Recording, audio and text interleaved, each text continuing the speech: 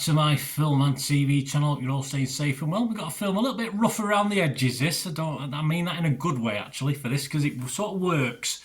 Being a bit rough and ready, acting wise and style of film. We're looking at something called Treading Water. It's over 2 hours and 1 minute, which usually doesn't sit very well with me unless it's an epic or DC Marvel stuff or Ten Commandments or Ben-Hur, something like that. But it sort of works on that score as well, despite being a bit rough and ready around the edges. It's an 18 certificate. If it's shown in America, I'm sure it'd be an R rating. Yes, this was first released on or around October the 12th, 2024, so it's took a while, but it's one of these films that wouldn't have had a theatrical release, so you might be able to catch up on a streaming site or wherever you are. I'm doing this review on the 23rd of July 2025. So it is available in certain places as at that date. It's directed by Gino Evans, and it's about Danny. Yeah, he follows his release from prison, and he struggles with addiction, intrusive thoughts, a bit of OCD, and obviously mental health problems. He reconnects with school friend Laura, who's walking the streets, literally, if you know what that is, in the UK, and she's equally trapped in her own choices as well. So it's a relationship probably deemed to fail as soon as you see it, but perhaps it does, perhaps it doesn't, but it has its moments, put it that way. Listen, this cast isn't going to be seen at Stratford-upon-Avon anytime soon, like I would never be seen at Stratford-upon-Avon, but this is a powerful, gritty exploration of mental health with a cast suited to it, a cast suited to the setting, and it works. Some of the actors you may have seen before, some fairly new to me. Joe Gill and Becky Bow sort of lead this. They're the two main protagonists. There's quite a few actors have reasonable parts in this, but they lead this really well, and the standout for me. Some great chemistry between them, and a supporting cast as that sort of complement these two leads as well. Shot in, let's say, a more working class areas of Manchester, which obviously I was brought up in Manchester. You might know that anyway. I live in sunny Cheshire at the moment, now Altrincham, but it's it's still fairly working class where I am. It's certainly not high fly middle class, and it's not a story that has a middle class feel to it. It's very of its place, of its time, and at times it isn't a pleasant watch, but it really has that real feel to it. To me, it does feel like real life. I'm not saying I've been involved in this sort of the levels of this, but it's touched upon my life, impinged upon my life. I'm 60 odd. I've had things happen to me and things with family and friends that have touched upon events that take place or stuff that's happened in this story. I was a little bit worried about the 2 hour runtime, but it just does it. It just pretty much, I won't say it flew by, but before I knew it, the film was over and the 2 hours had gone. Terry Staunton of the Radio Times said this about the film. He said, "The unrelenting grimness may make some viewers want to look away from the screen at times, but Evans has genuine compassion for his desperate characters." Yeah, I mean, the compassion works again and again, and that's a real plus point. Desperation is there all the time. You want to like the characters, make it very hard to like them, as in real life. Sometimes you want to like people and they make it very hard for you to like them. It's not always easy, and this sort of backs that up. That backs up real life situations, simple as that. It's also interesting to know that you feel for the people who, of course, are at the sharp end trying to help as well, when at times they get belittled, they get slagged off, they get nothing in return most of the time. They have small victories, of course they do, that keeps them going probably amidst all the crap they get, but some of these people are touched upon in this film, and they keep trying to give, don't they? They keep trying.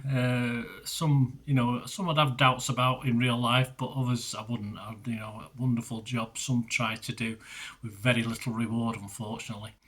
Rich Klein, another critic, said of this. He said, "It's shot in Manchester. The film has an earthy documentary style that's infused with humour and personality."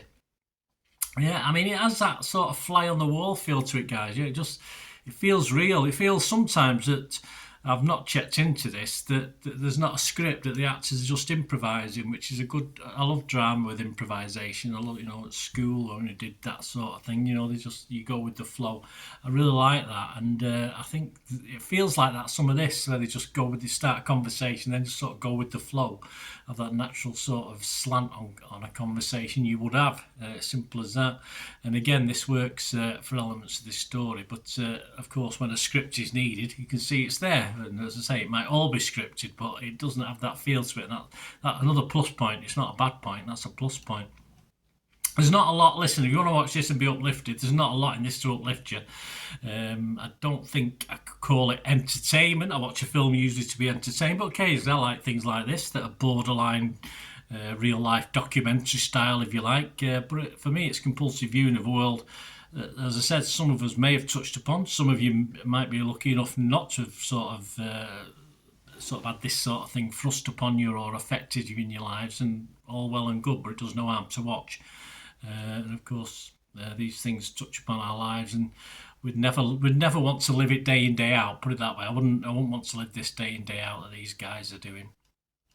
Powerful stuff that, despite the muck and grime, does have humour, as has been mentioned by one of the critics there, and by the end at least offers a little chink of light, but only sadly the smallest of chinks, because it doesn't leave me with any big optimism for this, for the characters in this. I'll be straight with you, but it is what it is. It's not, it's actors, it's people, it's not real.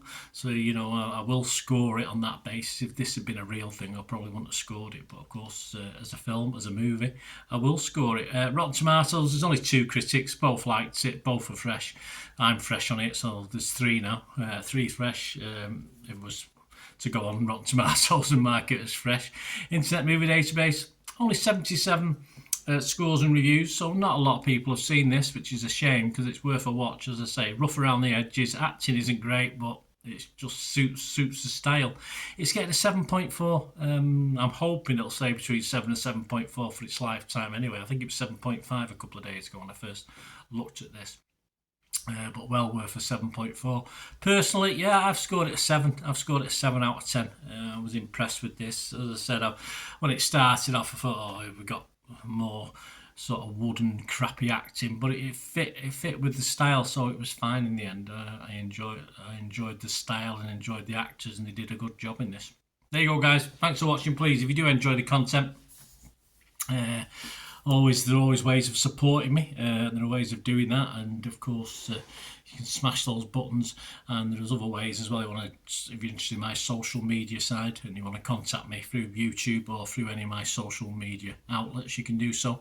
And to find out just ways of doing that, just keep watching and listening.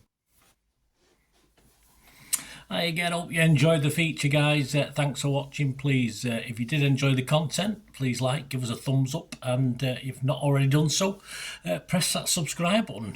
If you're not already subscribed, that'd be wonderful. It's free to subscribe, absolutely free.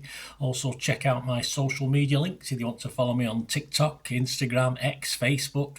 They'll all be in the description below. And my special thanks to supporters of the channel, yes, Piat6505, who have an eBay shop selling film and TV memorabilia, including posters, books, magazines. There'll be a link again in the comments section. And if you're into your football, don't forget my football stuff on Manchester City for general football fans, but mainly City fans, of course. Or if you know someone who might enjoy that, give them a kick in my direction. I'll be very, very grateful. And as ever, guys, comments on this feature is wonderful. Anything to do with film and TV is always very, very welcome. It's great to talk film and TV. I thank you guys for your support. Stay safe, everyone.